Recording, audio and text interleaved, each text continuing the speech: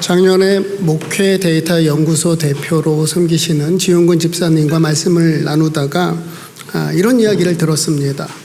그러니까 한국교회와 한인교회를 대상으로 설문조사를 하면서 발견한 한 가지 사실이 있는데, 결론이 있는데, 교회가 건강하면 저절로 성장한다는 것입니다.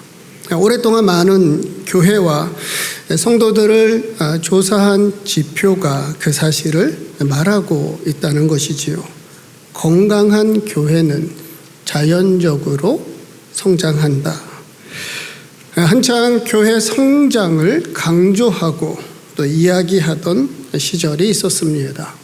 일제강점기, 6.25 한국전쟁, 산업화와 민주화, 근대화를 지나 가난했던 우리는 소위 한강의 기적을 이루며 눈부신 경제 성장과 발전 속에서 한마디로 잘 사는 나라가 되었습니다. 그 과정에 교회도 놀라운 부흥을 경험하게 되었지요. 기독교 역사상 유래를 찾기 어려울 만큼 가파른 성장을 이룬 겁니다. 수많은 선교사를 파송하고 세계 교회의 영적 리더십을 발휘하고 가장 큰 규모의 교회들을 꼽으라면 아마도 10손가락 안에 들어갈 한국 교회가 여럿 될 겁니다. 성장과 부흥은 하나님이 주신 축복입니다. 그러나 그 이면에는 부끄럽고 걱정스러운 모습 또한 있음을 부인할 수 없지요. 가령 미국 상원에서 체프를 섬겼던 리처드 헬버슨 목사님의 말입니다. 교회는 그리스에서 철학이 되었고 로마에서는 제도가 되었으며 유럽에서는 문화가 되었고 미국에서는 비즈니스, 기업이 되었다. 역사상 교회가 생명력을 잃을 때 특히 세속화된 미국 교회를 향한 비판이지요. 그런데 어떤 분이 여기에 한 문장을 덧붙여 이렇게 말하더군요. 그리고 교회는 한국에서 대기업이 되었다. 이런 비판까지 받던 한국 교회지만 언제부턴가 교회 안에 성장이나 부흥이란 말은 사라진 지 오래입니다. 실제로 교회 성장은 멈추었고 예수님은 믿지만 교회는 안 나가는 이른바 가나안 성도는 늘어나고 교회마다 다음 세대 위기와 더불어 고령화 현상이 심각합니다. 세상을 걱정하던 교회가 이제는 세상이 교회를 걱정하는 시대가 되었고 반기독교적인 정서가 커지면서 교회는 설 자리를 점점 잃어가고 있습니다. 지난주 빅토리아 타스메니아 시노드 페이스북에 올라온 이야기입니다. 호주 연합교회에 속한 교회로 지난 120년간 예배를 드렸던 이 교회 건물이 매각되었다는 내용입니다. 교인 수가 감소하면서 두 교회를 하나로 합치거나 문을 닫는 교회가 우리 주변에 늘어나고 있습니다. 이 교회도 두 회중이 하나가 되면서 사용하지 않는 교회 건물을 매각한 겁니다.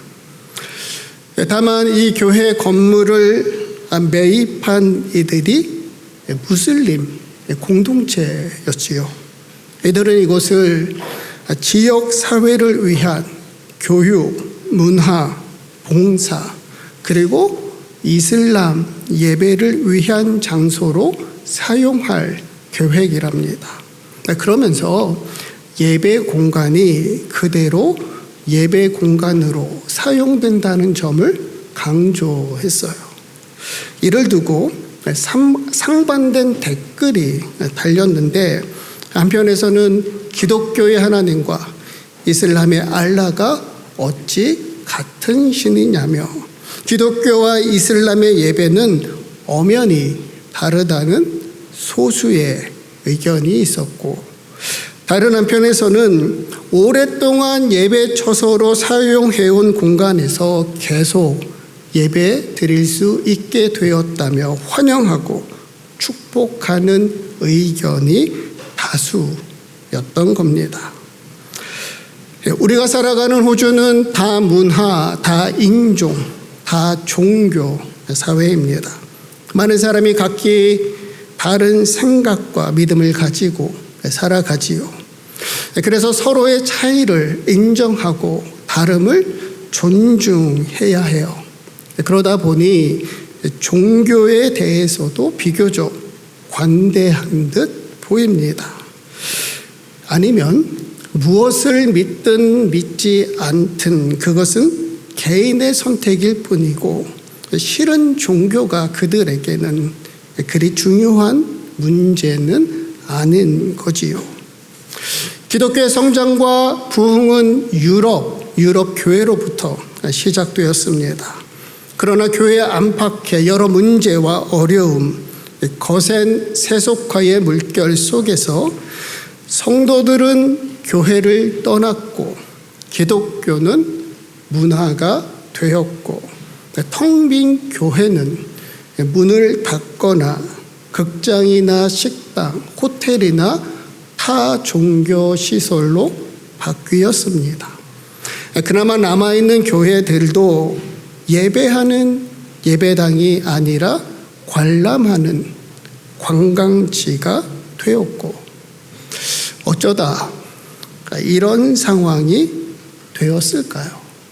이것이 비단 유럽 교회 그리고 호주 교회만의 문제일까요?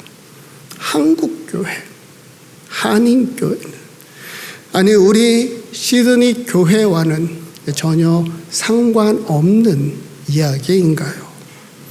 여러분, 시드니만 해도 적지 않은 한인 교회가 있습니다. 그런데 종종 문 닫는 교회 소식을 듣습니다.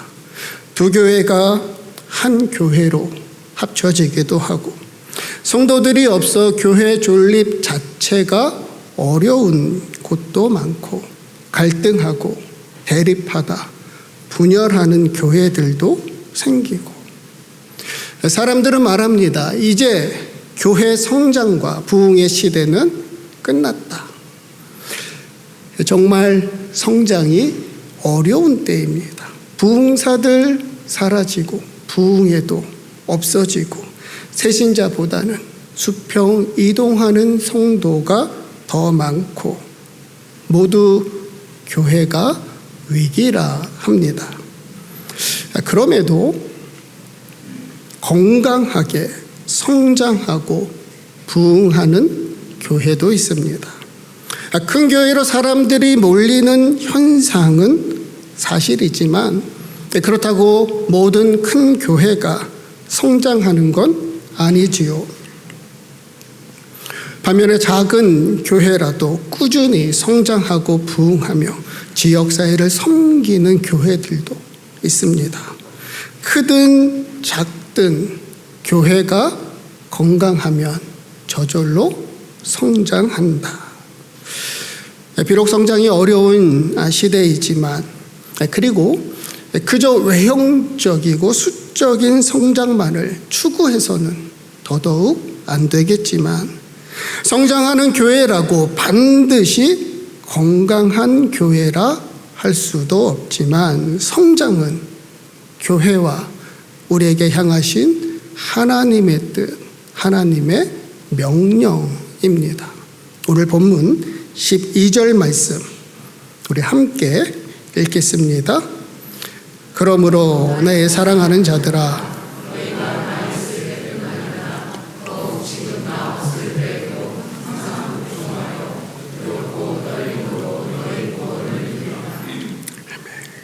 두렵고 떨림으로 너희 구원을 이루라. 구원은 받은 것으로 끝나는 게 아니란 거예요. 힘써 우리의 구원을 이루어 가야 한다. 한마디로 말하면 성장하는 신앙을 강조합니다.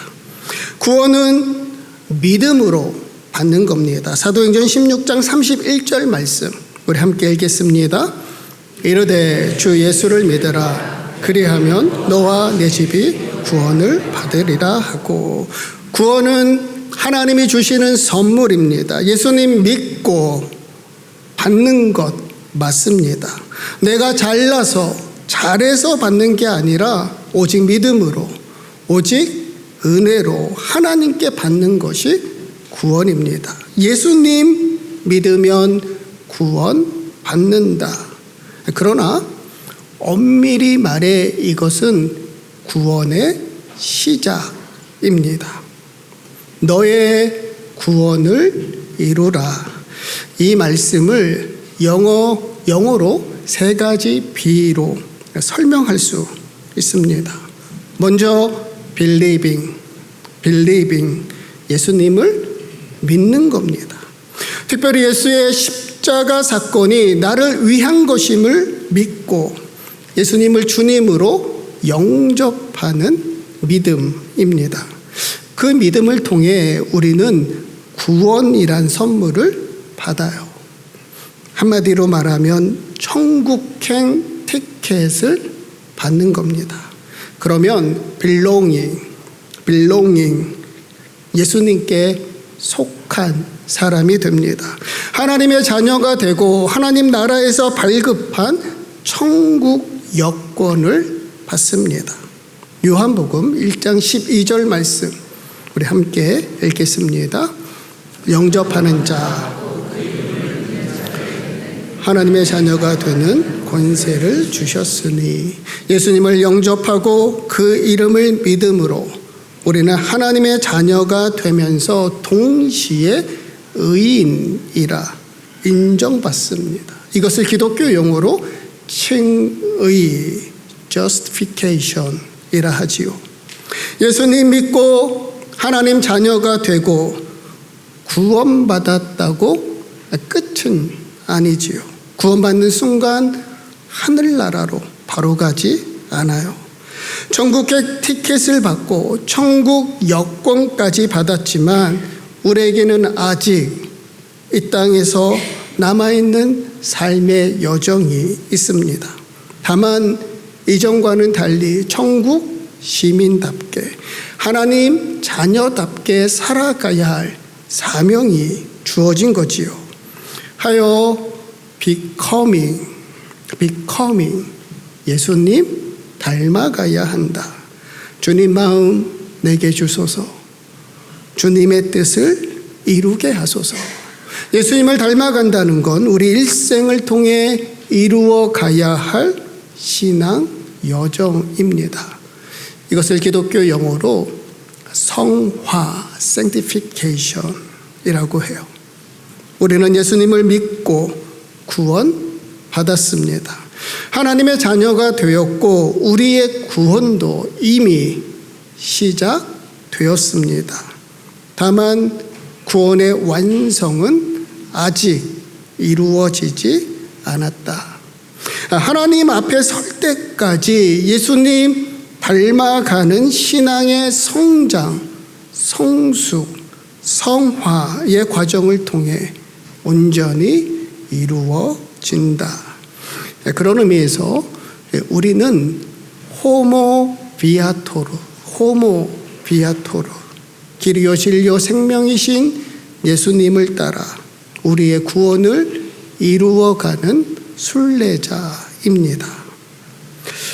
어느 교집에 신방 갔다가 이 벽에 붙은 아이들 키재기표, 그로스 차트를 보았습니다.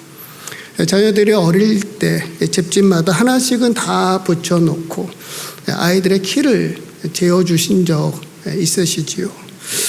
저도 은서와 준서가 어렸을 때 이런 기재기표에 아이들의 길을 표시하면서 아이들이 자라고 성장하는 것을 보면서 신기해하고 기뻐했던 적이 있습니다. 부모는 자녀들이 키가 크고 지혜가 자라며 건강하게 잘 성장하기를 기대합니다. 선생님은 가르치는 학생들이 잘 배우고 성장해서 세상을 이롭게 하는 사람이 되기를 바라고, 비즈니스 사업하시는 분들은 매출이 오르고 손님이나 고객이 많아지고 가게나 회사가 하나 둘씩 확장되고 성장하기를 원합니다. 교회도 성장과 부흥을 꿈꾸고 정도의 차이는 있지만 우리도 신앙이 성장하고 믿음이 깊어지기를 기도합니다. 그러고 보면 성장은 우리 모두에게 중요하고도 꼭 필요한 열망이지요. 교우들과 이야기를 나누다 보면 종종 이런 이야기를 듣습니다. 목사님, 제가 좀 더 잘 믿어야 하는데요. 더 열심히 기도하고 말씀도 꾸준히 읽고 예배도 빠지지 않아야 하는데요. 교회 봉사도 하고 성경 공부도 참여하고 헌금도 잘하고 좀 더 괜찮은 그리스도인이 되고 싶은데요. 신앙이 성장하기를 바라는 열망을 누구나 갖고 있다는 거지요. 사도 바울은 그 열망을 하나님이 심어준 소원이라고 말합니다. 오늘 본문 13절 말씀 우리 함께 읽겠습니다. 너희 안에서 자기의 기쁘신 뜻을 위하여 너희에게 소원을 두고 행하게 하시나니 너희 안에서 행하시는 이는 하나님이시니. 하나님은 우리가 알아서 구원을 이루어 가도록 내버려 두지 않고 우리 신앙이 성장하고 성숙하도록 우리 안에서 일하시고 행하신다. 어떻게요? 우리 마음에 소원을 두고 자기의 기쁘신 뜻을 위하여 너희에게 소원을 두고 행하게 하시나니. 신앙이 성장하기를 바라는 열망은 우리에게서가 아니라 하나님으로부터, 하나님이 우리 마음에 심어준 소원입니다. 하나님의 기쁘신 뜻을 위하여 우리 안에 그런 마음과 열정을 주시고 그렇게 되기를 소원하게 하시며 하나님이 직접 일하시고 행하신다. 그래서 하나님은 이 땅에 가정과 교회를 세우셨습니다. 우리 신앙 성장과 성숙을 위해 여기 시드니 교회가 존재합니다. 건강한 교회가 저절로 성장하듯 성장하는 신앙이 되려면 먼저 건강한 신앙이 되어야 합니다. 여러분, 우리가 어떻게 건강한 신앙을 가질 수 있을까요? 우리가 건강한 신앙을 갖기 위해서 어떻게 하면 좋을까요? 3가지만 말씀드리면, 첫째, 예배입니다.